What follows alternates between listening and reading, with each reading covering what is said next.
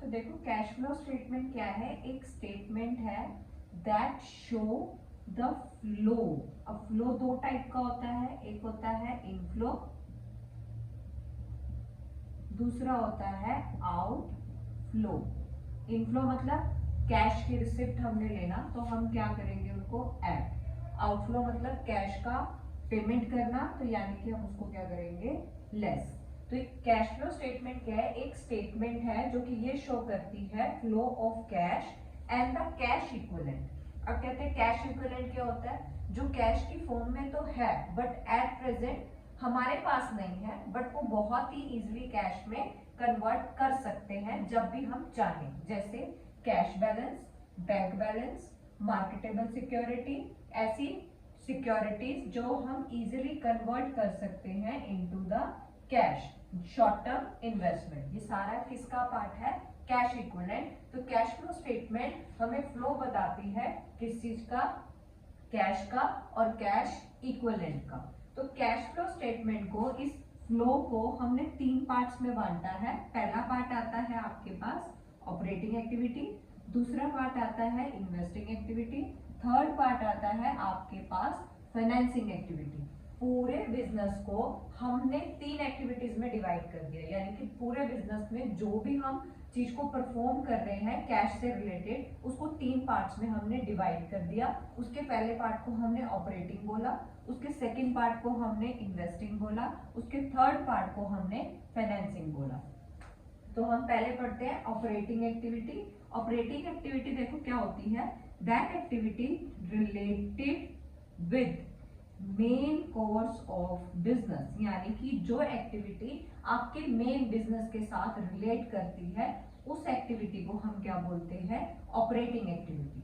Main course मतलब जिस purpose के लिए हमने बिजनेस को स्टार्ट किया है उसको हम ऑपरेटिंग एक्टिविटी बोलते हैं उस बिजनेस की। जैसे फॉर एग्जांपल हमारा गारमेंट्स का काम है, ठीक है, तो हम उसकी परचेज करना,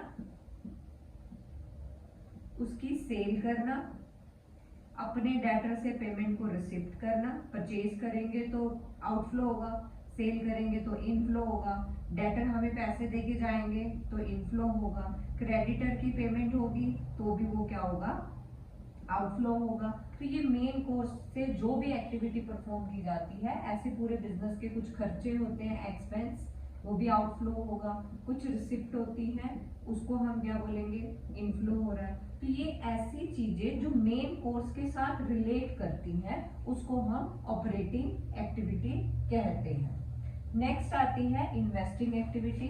ये वो एक्टिविटी है जो relate with the investing activity, यानी कि बिजनेस में हमने कौन कौन सी चीजों को इन्वेस्ट किया है। हम जब भी बिजनेस शुरू करते हैं, बिजनेस को स्टार्टअप करने से पहले हमें कुछ फिक्स एसेट्स को डिसाइड करना पड़ता है कि बिजनेस को रन करने के लिए हमें कौन सी फिक्स एसेट्स की जरूरत है। तो उन फिक्स एसेट्स को, जैसे purchase of assets like machine, furniture, land, building, ये सारी फिक्स एसेट होती हैं। इनको खरीदते हैं पर हम उसको रीसेल नहीं करते, मतलब खरीद के बेचते नहीं है, तो वो किसका पार्ट होती है, इन्वेस्टिंग एक्टिविटी का। ऐसे फिक्स एसेट किनको बोला जाता है, जो बिजनेस को रन करने में बिजनेस की हेल्प करती हैं, उनके ऊपर जो भी खर्चा किया जाता है उसको हम क्या बोलते हैं, इन्वेस्टिंग एक्टिविटी। अगर बिजनेस में हम फिक्स एसेट्स को लेके आएंगे तो कुछ पेमेंट करके आएंगे, यानी कि आउटफ्लो होगा। तो आउटफ्लो होगा कब, जब हम परचेज करेंगे फिक्स एसेट्स को, यानी कि आउटफ्लो को हम क्या कर देंगे इसमें minus. Sale of fix assets, जैसे हमारी कोई मशीन पुरानी हो जाती है हम उसको सेल कर देते हैं, तो सेल करने में मशीन जाएगी और हमारे पास पैसे आएंगे, उस इनफ्लो को हम क्या कर देंगे ऐड। थर्ड एक्टिविटी को बोला गया फाइनेंसिंग एक्टिविटी। फाइनेंसिंग एक्टिविटी वो एक्टिविटी है जो फाइनेंस से रिलेटेड है, फाइनेंसिंग से रिलेटेड है। अब बिजनेस को चलाने के लिए एक बिजनेसमैन अलग अलग तरीके से फाइनेंस को अरेंज करता है। एक तो उसका ऑन सोर्स रहता है। अब जो बड़ी कंपनियां होती हैं वो क्या करती हैं, शेयर को इशू करती हैं, ठीक है, डिवेंचर्स को इशू करती हैं, बैंक लोन ले सकते हैं। तो ये एक तरीका है फाइनेंस को अरेंज करना। फिर इसको बाद में पेमेंट भी तो करना होता है। तो जब आप किसी फाइनेंस को बाहर से अरेंज करके आ रहे हो आउटसोर्स से, तो हम क्या करेंगे, वो उस टाइम पे इनफ्लो हो रहा है, हम कैश फ्लो में उसको ऐड कर देंगे।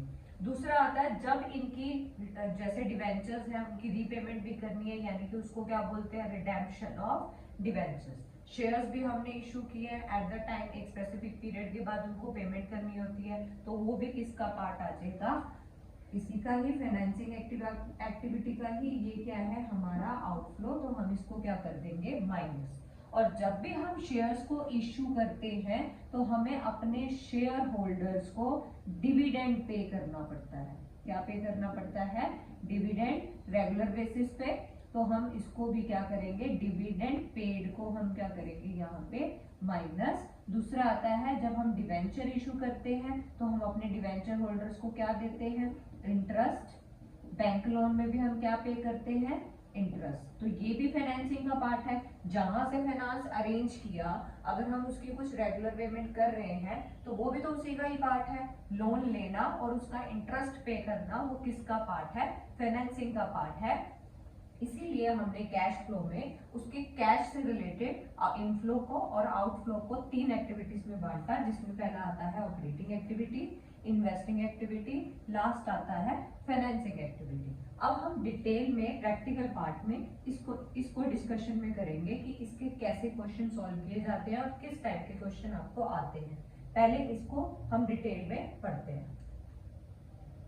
Cash flow from operating activity हमने स्टार्ट की थी। मैंने तुम्हें बोला था ऑपरेटिंग एक्टिविटी का कौन सा पार्ट रहता है, जो मेन कोर्स से रिलेटेड होता है, यानी कि मेन बिजनेस की जो एक्टिविटीज होती हैं उसको ऑपरेटिंग एक्टिविटी बोलते हैं। इस फ्लो को हम कहाँ से शुरू करते हैं, नेट प्रॉफिट से। यानी कि जो इसका क्वेश्चन आएगा ऑपरेटिंग एक्टिविटी का, वो हमने कहाँ से शुरू करना है, उसके नेट प्रॉफिट से स्टार्ट करना है। इस नेट प्रॉफिट में हमें 3 एडजस्टमेंट करनी है। पहली एडजस्टमेंट क्या है, एक्स्ट्रा ऑर्डिनरी आइटम। दूसरी एडजस्टमेंट क्या है, non cash and non operating item. Last कौन सी है, चेंज इन वर्किंग कैपिटल की एडजस्टमेंट हमने इसके अंदर करनी है। तो पहले हमने नेट प्रॉफिट बिजनेस का फाइंड आउट कर लिया, ठीक है। बट कुछ ऐसी आइटम्स हैं जो कि एक्स्ट्रा ऑर्डिनरी है, यानी कि अभी टाइम ही नहीं आया पे करने का, पर हमने उसको नेट प्रॉफिट में से डिडक्ट कर ली है। अब हम उसको दोबारा से क्या कर देंगे, ऐड बैक कर देंगे, ठीक है। तो एक्स्ट्रा ऑर्डिनरी आइटम की जो लिस्ट है वो ये रही। तो हमें इस प्रॉफिट को कन्वर्ट करना है किसके अंदर, find net profit before tax, यानी कि उसमें से टैक्स भी माइनस होना चाहिए और एक्स्ट्रा ऑर्डिनरी आइटम प्लस और माइनस नहीं होनी चाहिए। तो सबसे पहली आइटम कौन सी आती है एक्स्ट्रा ऑर्डिनरी आइटम की, प्रोविजन फॉर टैक्स। तो प्रोविजन का मतलब क्या होता है, प्रोविजन क्यों क्रिएट किया जाता है, फॉर द नॉन लाइबिलिटी। किसके लिए बनाया जाता है, नॉन लाइबिलिटी। हमें पता है कि ये लाइबिलिटी आनी है। लाइबिलिटी क्या है, टैक्स। हमें पता है हमने टैक्स पे करना है, बट अभी टाइम नहीं आया, पर हमने पैसे निकाल लिए प्रॉफिट में से। तो हमने इसको प्रॉफिट में से क्या किया होगा, इस प्रॉफिट में से माइनस किया होगा। अब दोबारा से हमने इसको क्या कर दिया, ऐड बैक कर दिया। फिर उसके बाद आते हैं 2 डिविडेंड, एक है इंटरिम डिविडेंड, एक है प्रपोज डिविडेंड। इंटरिम डिविडेंड क्या होता है, जब कोई कंपनी साल के बीच में अच्छा खासा प्रॉफिट कमा रही थी, साल के बीच में अपने शेयर होल्डर्स को डिविडेंड पे कर देती है, उस डिविडेंड का नाम क्या होता है, इंटरिम डिविडेंड। एक होता है proposal dividend, propose dividend. Propose का मतलब क्या होता है, जब आप किसी कंपनी में इन्वेस्ट करते हो तो कंपनी पहले से एक प्रपोजल देती है कि आपको इतना डिविडेंड दिया जाएगा। तो डिविडेंड देना, ये फाइनेंस अरेंज किया था कंपनी ने, तो ये तो फाइनेंसिंग एक्टिविटी का पार्ट था। तो डिविडेंड देना भी किसका पार्ट था, फाइनेंसिंग का पार्ट था। बट हमने उसको कहाँ से पे कर दिया, नेट प्रॉफिट में से पे कर दिया। इसीलिए हम इनको दोबारा क्या कर देंगे, ऐड बैक कर देंगे, क्योंकि ये किसका पार्ट है, फाइनेंसिंग एक्टिविटी का पार्ट है। ये वहां से माइनस होनी चाहिए थी, ठीक है। तो हमने नेट प्रॉफिट में इसको माइनस किया था, अब हमने दोबारा से इसको क्या कर देना है, ऐड कर देना है दोनों डिविडेंड को। प्रपोज डिविडेंड के आगे लिखा हुआ है प्रीवियस ईयर। तो प्रपोजल क्या होता है, पहले प्रपोजल दिया जाता है, फिर अगले साल पे किया जाता है। तो पे जो किया जाएगा वो प्रीवियस ईयर का पे किया जाएगा ना, करंट ईयर का उससे अगले साल दिया जाएगा। इसीलिए हम इधर कौन सा ऐड बैक करते हैं, प्रीवियस ईयर का, जो हम पेड कर चुके हैं, बट वो फाइनेंशियल एक्टिविटी में से माइनस होना था। नेक्स्ट कौन सा, रिफंड ऑफ टैक्स। तुमने कुछ एक्स्ट्रा टैक्स पे कर दिया था, तुम्हें वापस आए हैं पैसे, क्या वो बिजनेस का प्रॉफिट था, या बिजनेस की इनकम थी?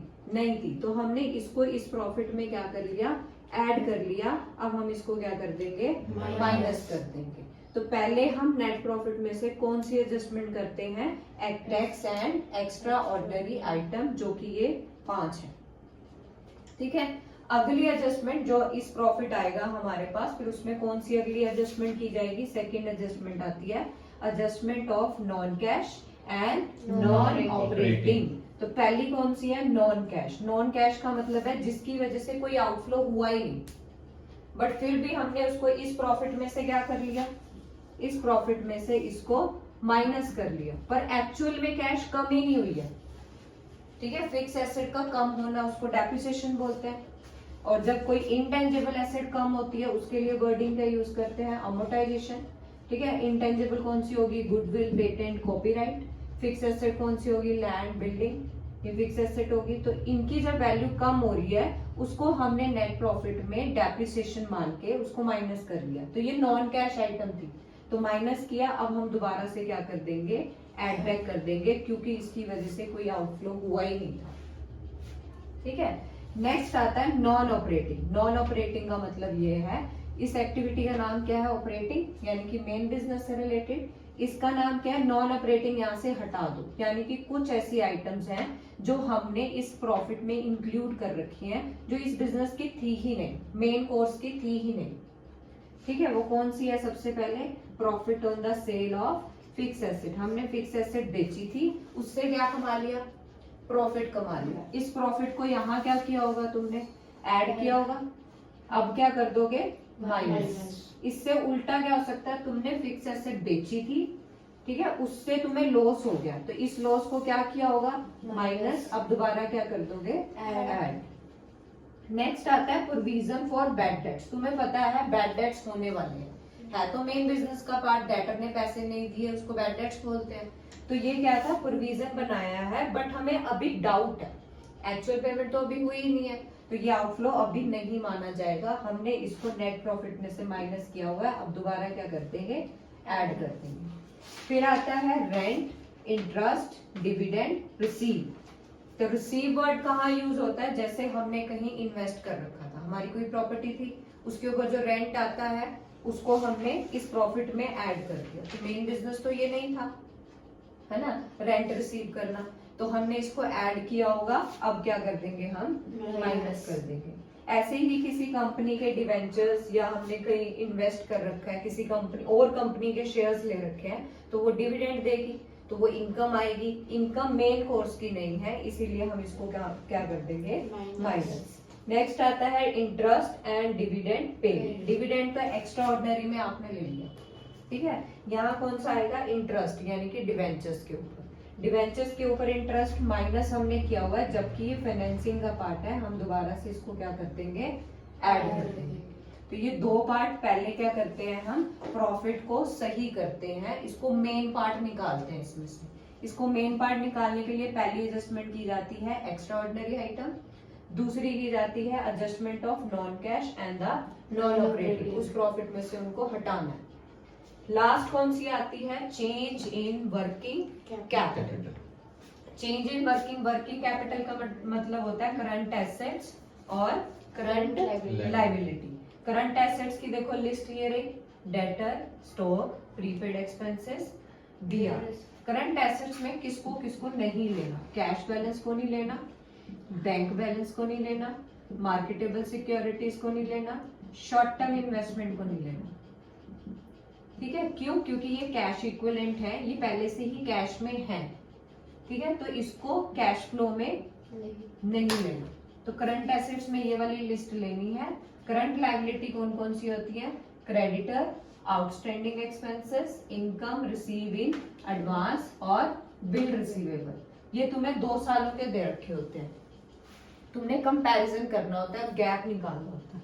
करंट एसेट्स कैसे है, increase in a current asset. For example तुम्हारा स्टॉक था गोडाउन में 15,000 1 अप्रैल को, अगले साल तुमने 31 मार्च जब एंडिंग की, ये स्टॉक था 25,000 से। तो स्टॉक पहले 15,000 पड़ा था, तुमने और बनाया, वो बढ़ गया, क्या पुराने वाला बिका, तो तो बिका ही नहीं तो इनफ्लो तो हुआ ही नहीं, नॉट इनफ्लो तो इनफ्लो हुआ ही नहीं, तो तुम ऐड कैसे कर दोगे?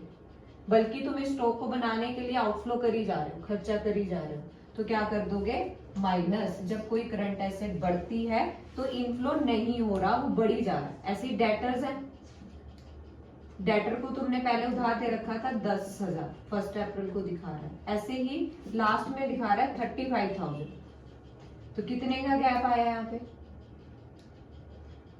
गैप कितने का आया? 25,000 का। तो ये 25 का पहले तुमने उधार दे रखा था, अब कितना दिखा रहा है? 35 का उधार, तो ये पैसे तो दे ही नहीं रहा, बल्कि तुमने और उधार दे दिया, और लॉस हो गया हमें। तो ये क्या था? आउटफ्लो हुआ, इसीलिए हम क्या करेंगे? इसको माइनस करेंगे। ठीक है। उसके बाद नेक्स्ट आता है करंट एसेट्स जब डिक्रीज होती है। डिक्रीज मतलब तुम्हारा स्टॉक था 10,000, अब दिखा रहा है 5,000। तुम्हारा स्टॉक था 10,000 का 1 अप्रैल को, 31 मार्च को दिखाया कितना हो गया? 5,000 हो गया, यानी कि कम हो गया। 5,000 यानी कि बिक चुका है, ये सोल्ड हो चुका है। सोल्ड हो चुका है तो यानी कि इनफ्लो हो चुका है। इनफ्लो हो रहा है तो हम क्या कर देंगे? ऐड कर देंगे। ठीक है। और सोल्ड होने पे जब हमारी कोई करंट एसेट डिक्रीज हो जाती है तो हम क्या कर देते हैं? उसको ऐड कर देते हैं। ऐसे ही कोई डेटर थे हमारे 35,000 के, अब दिखा रहा है 25,000 के। तो पहले बोला कि इतना उधार हमने लेना था और 31 मार्च को दिखा रहा है कि इतना लेना। तो अब क्या हो गया? डेटर हमारे कम हो गए, डेटर कम हो गए तो यानी कि वो हमें पैसे दे गया, तो ये इनफ्लो हुआ, तो हम क्या कर देंगे? उसको ऐड कर देंगे। देखो तो डिक्रीज हो रही है हमारी करंट एसेट, तो जब हमारी करंट एसेट डिक्रीज होती है तो दैट मीन्स इनफ्लो हो रहा है, हम उसको क्या कर देंगे? ऐड कर देंगे। दूसरी क्या है? Current liability. Current liability decrease in a current liability. तुम्हारे कोई क्रेडिटर थे, क्रेडिटर तुमने बोला हमने पे करने थे। क्रेडिटर मतलब तुमने उधार ले रखा है किसी से, तुमने देने थे 10,000, अब हो गया 5,000, तो यानी कि पहले 10,000 देने थे, अब 5,000 देने हैं, तो यानी कि तुम कितना आउटफ्लो कर चुके हो? दे कितने चुके हो? 5,000। तो 5,000 जब दे चुके हो, आउटफ्लो हुआ है, तो आउटफ्लो को हम क्या करेंगे? माइनस। इसको माइनस कर देंगे। ठीक है। नेक्स्ट एग्जांपल आता है जब हमारी करंट एसेट इंक्रीज होती है।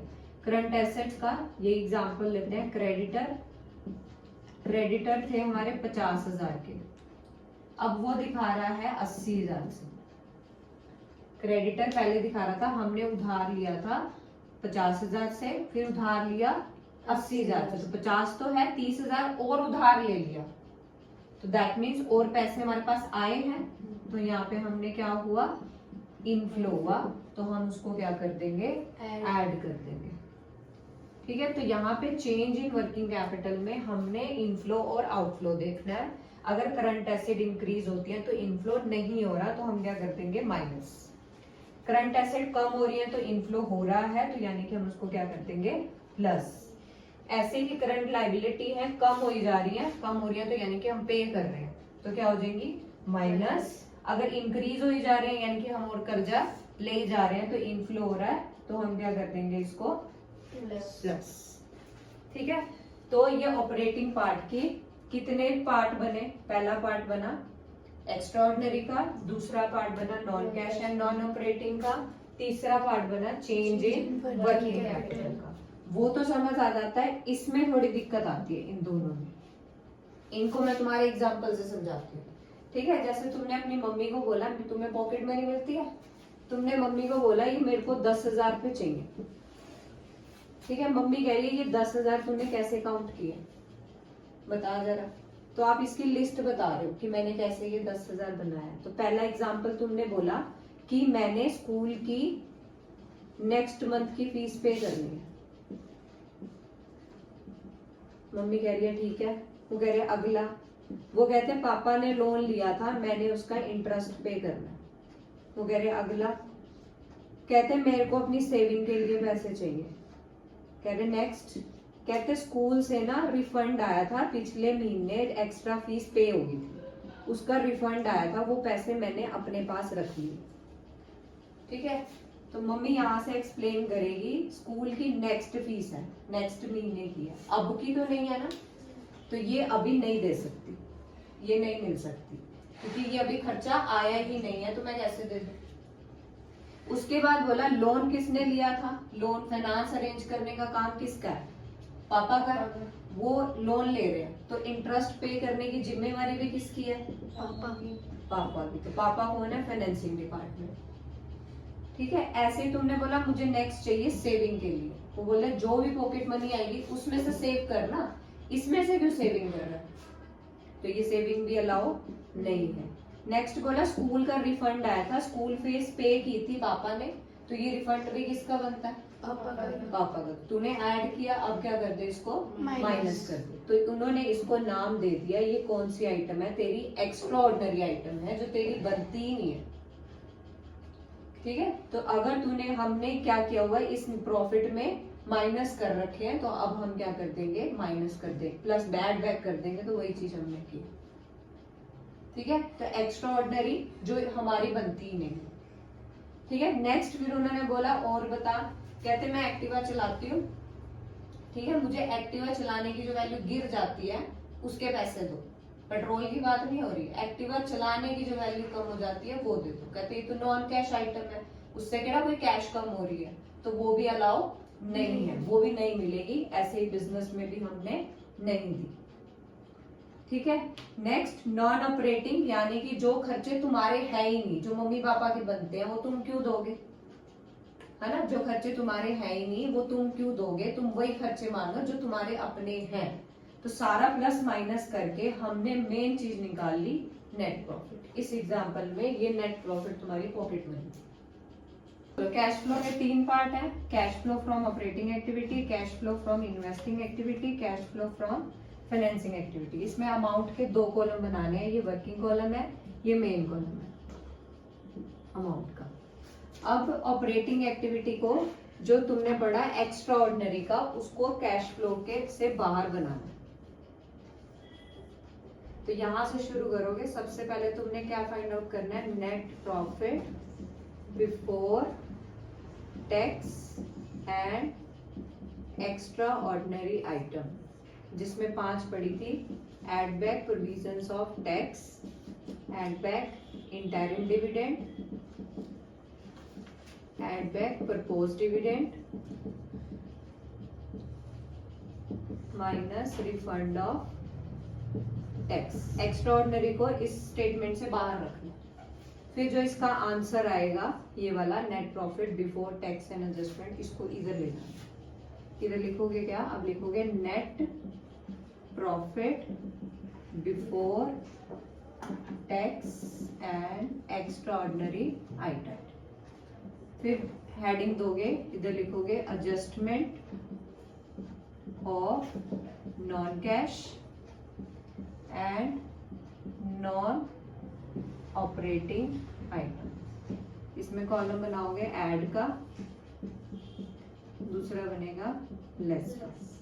जो चीज ऐड बैक करनी है वो इधर आएंगी, जो चीजें लेस करनी है इधर आएंगी। ऐड में क्या आया था, डेप्रिसिएशन, सबसे पहले non cash, depreciation on fix assets, amortisation, amortisation का एक वर्ड और होता है return of, return of intangible asset.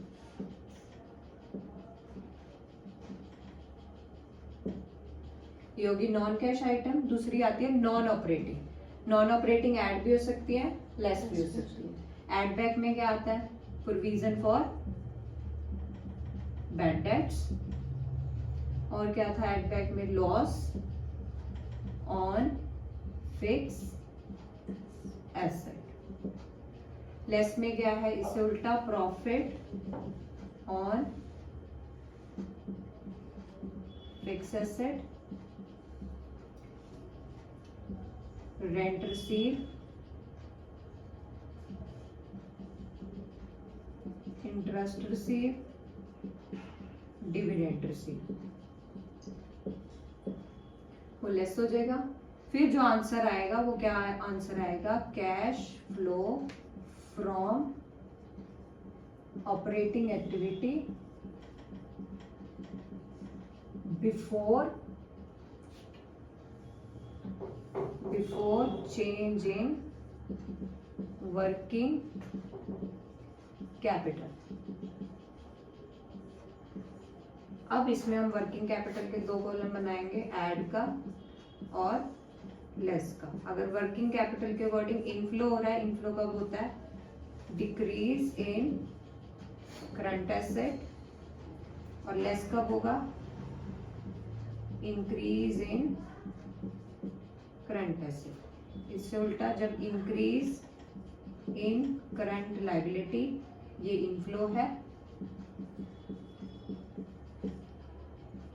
और ये भी इनफ्लो है। दूसरा लेस किसको करोगे? इंक्रीज इन करंट एसेट्स, यानी कि ये आउटफ्लो है। डिक्रीज इन करंट लायबिलिटी, यानी कि ये भी आउटफ्लो है, हम पेमेंट कर रहे हैं। यहां से आंसर आएगा कैश फ्लो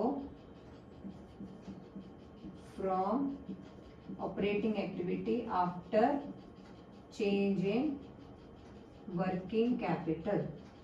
अब ये सारी एक्टिविटी कंप्लीट होने के बाद हमने टैक्स को क्या कर देना है? पार्ट माइनस कर देना है, टैक्स पेड, क्योंकि टैक्स पे करना मेन कोर्स का ही पार्ट है, बट हमें पहले बिफोर वाला चाहिए होता है, उसको ऐड बैक कर देते हैं प्रोविजन को, और जो पे कर दिया वो हम एंड में माइनस कर देंगे। यहाँ पे हमारी कंप्लीट हो जाएगी ऑपरेटिंग। उसके बाद सेकंड बी पार्ट इसी के अंदर आएगा, इन्वेस्टिंग और फाइनेंसिंग।